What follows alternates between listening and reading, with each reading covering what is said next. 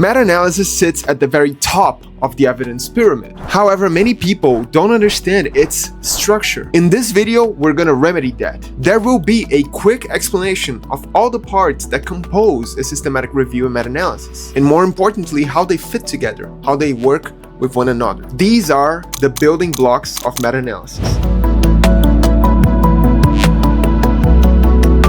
My name is João Evangelista. I'm a medical student from Brazil. I have a couple of meta-analysis under my belt, and this is the Meta-Analysis Academy, where we teach hundreds of students from thousands of countries the art of making systematic reviews and meta-analysis. Let's go block by block, okay? Block number 1, introduction. Let's look at this meta-analysis by Randerson, who is the teacher here in the Meta-Analysis Academy, the founder. Naturally, the first block is the introduction. You start by establishing the scale of the problem, and this will justify why your research is important, why it matters. And the group put this into perspective with the following quote: atrial fibrillation affects nearly 50 million people worldwide, and it's not just a common condition, it's linked to stroke, heart failure, and increased mortality. So in case you are reading and you didn't understand why is this important, now you do. It's important because it affects many people and because it has high stakes. Also, in the introduction, we do discuss the standard of care. Doctors typically use 2 strategies for rhythm control. Those are AAD, or antiarrhythmic drugs, or catheter ablation. And then they established a problem, a gap, that they figured they wanted to solve. That while ablation is great for patients that are already proven to not be responding to the drugs, we don't know if it's better compared to the drugs to begin with as a first-line treatment. Also in the introduction, perhaps, you could put a pivot moment that made you realize that that meta-analysis was now possible, that analysis was even pertinent. In Randerson's meta-analysis, he did this. Recently, 2 large randomized controlled trials have finally explored ablation as a first-line therapy, providing a wealth of new data. So here's the thing, basically what he's saying is, we already had some data about this topic, but recently there were 2 new studies, and those 2 new studies gave us a lot more new data, and therefore we decided to do this meta-analysis. Also, by the end, you should put the goal of your paper. In that case, it was perform a systematic review and meta-analysis on patients that had never received treatment before, that had atrial fibrillation, with either AAD or catheter ablation, and then compare the 2 groups. So by the end of the first block, the block of introduction, you should be understanding a few things, you as a reader. 1, I understand why this research matters. 2, I see what the research is missing. I see what the gap in the literature is. I see that we don't know this and that they're going to try to solve it. And 3, I understand that they performed a systematic review meta-analysis and they're going to talk about the results later. If you get people to understand these 3 things, you have a very successful introduction. So let's go for block number 2, methods. This is pretty much the recipe, if you will, of the research. Here, Randerson and his team searched the major databases of PubMed, Embase, and Cochrane, and they did find every relevant study about this particular topic. And they didn't just pick any study. They particularly narrowed it down to randomized controlled clinical trials. And narrowing it even more than just randomized controlled trials, they were about symptomatic atrial fibrillation of patients that were in first-line treatment, so they should never have been treated before, for AAD versus catheter ablation, okay? And they discuss all of this in the methods. They say what the inclusion and exclusion criteria were. They predefined the exact outcomes that they wanted to follow. And they also put the tools that they used in this particular part of the meta-analysis. How did they do risk of bias?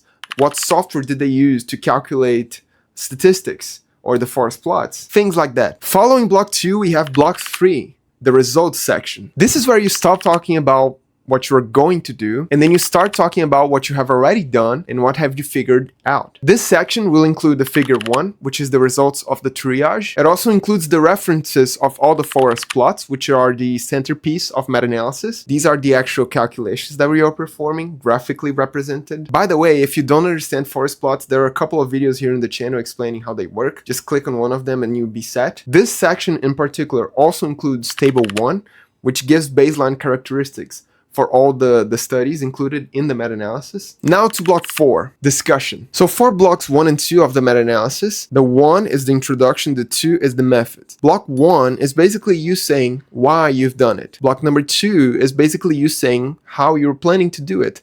Block number 3 is pretty much the results, like the actual calculations, the math that you executed in order to reach your conclusions. But the fourth block, which is super important, is where you discuss your results. That's why it's called the discussion. So from the framework of what happened, you move your whole paper to what does that mean exactly? In this particular study by Randerson, we could figure out that these are the forest plots, but on the discussion is where Randerson was like, well, I'm going to distill what does this mean for the patient, for the doctor. In this particular study, one of the primary takeaways was that, catheter ablation was actually more efficient in some areas as a first-line treatment for atrial fibrillation, for like symptomatic atrial fibrillation, than some antiarrhythmic drugs. Key stats are that they halved the recurrence of atrial fibrillation, meaning that they don't get it anymore, and a threefold decrease in hospitalizations following treatment. So what they've done here is basically compare the results with the clinical bigger picture, if you will. Also in the discussion, you should present the limitations of your own meta-analysis, of your own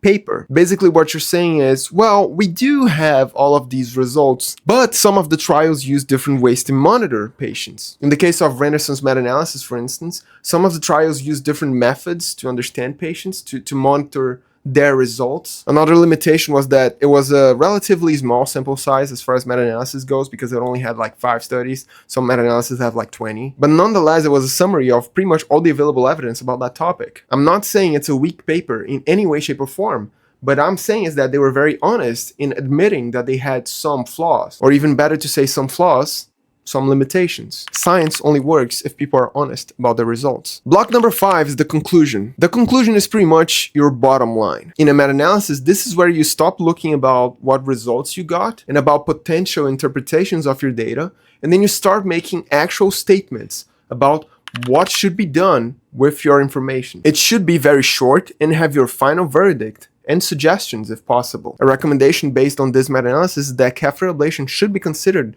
as a first-line treatment for atrial fibrillation if symptomatic. So by the end of the conclusion in a meta-analysis, your reader should have an idea of one of two things. Number one is how that affects the clinical setting. So for cardiologists worldwide, for instance, catheter ablation is now considered a first-line treatment. Or number two is an idea of how that will affect the future. Because if you get to the end of a meta-analysis and you see that you don't have enough data, you could leave with a recommendation saying, hey, we need more studies to get to a definitive conclusion. But regardless, by the end of the meta-analysis, you should have a very good idea about how that topic works.